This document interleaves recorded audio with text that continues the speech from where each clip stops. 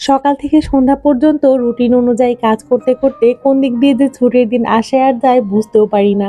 দিনগুলো যেন একটু বেশি তাড়াতাড়ি চলে যাচ্ছে।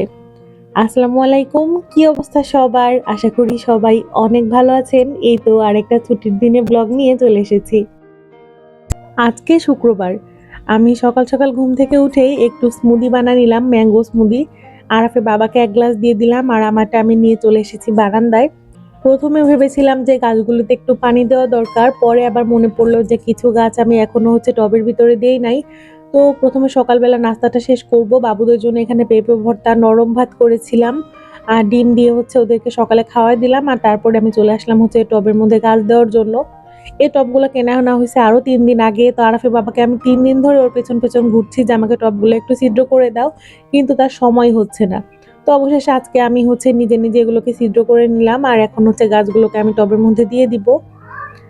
তো যাই হোক, এখানে একটা বেলি গাছ ছিল আর একটা জবা গাছ ছিল, কিন্তু জবা গাছটা না তেমন একটা হেলদি মনে হচ্ছে না। আর আমার কাছে কেন জানি আসলে গাছ তেমন একটা ভালো হতেও চায় না, আর তারপরে বাচ্চা কাচ্চা তো আছেই।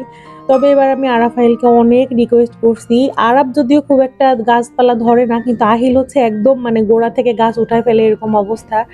তো এবারে গাছগুলো একটু বড় করে আনা হয়েছে, দেখা যাক কতদিন কি যায়। তো যাই হোক, আমি সুন্দর মতো গাছগুলোকে লাগাই নিলাম। আরাফ আমাকে বেশ ভালো হেল্প করছে। আর এখানে আমি গাছের মাটিটাকে লেবেল করার জন্য কিছু পাচ্ছিলাম না।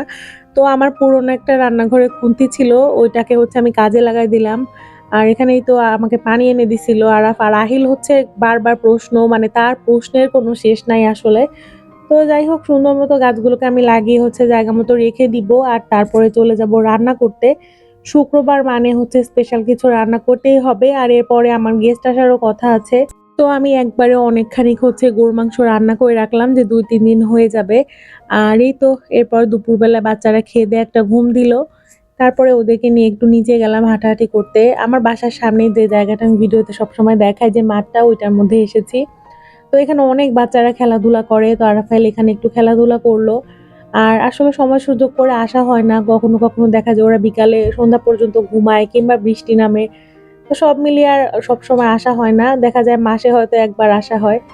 এরপরেই তো সন্ধ্যায় বাসায় চলে আসি আর সন্ধ্যার নাস্তা আর একটা টেনশন। ছুটির দিনে বাহিরে না গেলে বাসায় সন্ধ্যার নাস্তায় কি বানাবো এটা চিন্তা করতে করতে অবস্থা খারাপ। তো চিন্তা করলাম যে আমি একটু খোলা চাপ পিঠা ট্রাই করি, ফ্রেন্ডের বাসায় ২ দিন খেয়ে আসছি। তো আমি আবার একটু ইউটিউবে রেসিপি দেখে তারপর এটা ট্রাই করলাম। আমি যেহেতু ফরিদপুরের মেয়ে, ফরিদপুরেরই বউ, তো বাহিরের অঞ্চলের খাবার আসলে খুব একটা আমার মানে ভালো হয় বা আমি ট্রাই করি এরকম না। যে রান্নাটা করলে আমার ভালো হবে, আমার কনফিডেন্ট থাকে সেইটাই করি। আর যেটা আমি বুঝতে পারি যে না, এটা আমি চেষ্টা করলেও খুব একটা ভালো হবে না, সেটা আসলে আমি না করারই ট্রাই করি। আর এটা একদিক দিয়ে ভালো যে আমি নরম চিতই পিঠা হিসেবে এটা ব্যবহার করতে পারবো, কারণ আমার বাচ্চার অনেক পছন্দ চিতই পিঠা। আর এই খোলাজা পিঠাটা কিন্তু অনেকটা চিতই পিঠার মতোই টেস্ট আসে। তো যাই হোক, ইউটিউবে যে রেসিপিটা ফলো করছিলাম সেই অনুযায়ী একদম পারফেক্ট হয়েছে, মাশাআল্লাহ, আলহামদুলিল্লাহ। আর তারপর এখানে কিছু বাজার আনা হয়েছিল। এই নিয়ে আমার মনে হয় ৪ বার বাজার করা হলো। গত মাসে যেহেতু বাড়ি থেকে এসেছি ১৫ তারিখে, আর তারপরে টুকিটাকি অনেক কিছু কেনা হয়ে গেছে।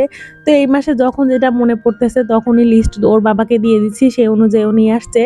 তো পরের মাসে দেখা যাবে যে এরকম আর হবে না, আমার একবারে মাসের বাজারটাই করা লাগবে।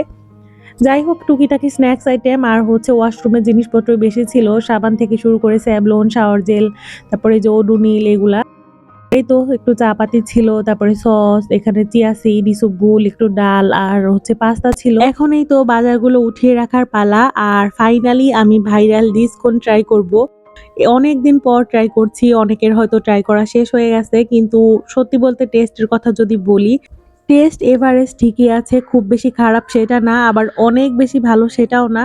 উপরের অংশটাই বেশি মজা ছিল আর দামটা আমার কাছে একটু বেশি মনে হয়েছে। তো যাই হোক, আজকের মতো এখানেই বিদায় নিচ্ছি। ভালো থাকবেন সবাই, আল্লাহ হাফেজ।